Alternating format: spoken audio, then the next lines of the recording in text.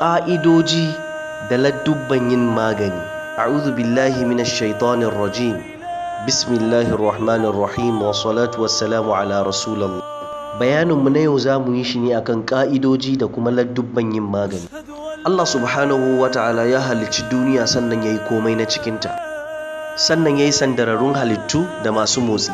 Kowannensu ya samar musu da rai daga ruwa, ya kuma halicci mutum da aljani.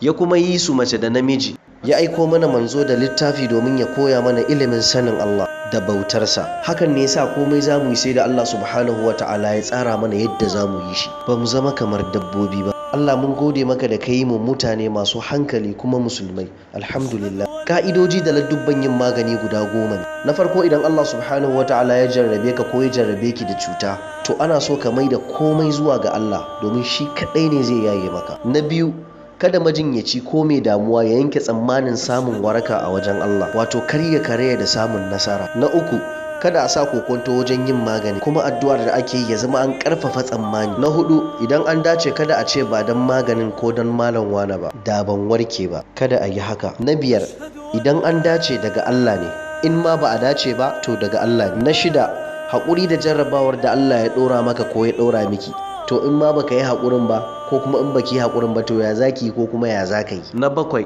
godiya ga Allah bayan an ci nasara, godiya da aiki sannan kuma godiya da baki. Na takwas, kada a je gun boka ko ɗan bori domin neman lafiya ko duniya, kuma kada a yi tsafi ko shirka. Na tara, kada a yanka kalar dabba don neman lafiya ko neman duniya, misali bakin rago, bakar kaza, bakin taure da makamantansu. Na 10, dogaro da komawa gun mai duka, Allah subhanahu wa ta'ala. Shirin likitan kaina yana zuwa muku ne kai tsaye daga cibiyar bada magungunan musulunci da ma na gargajiya, wato Darus Thaqafa.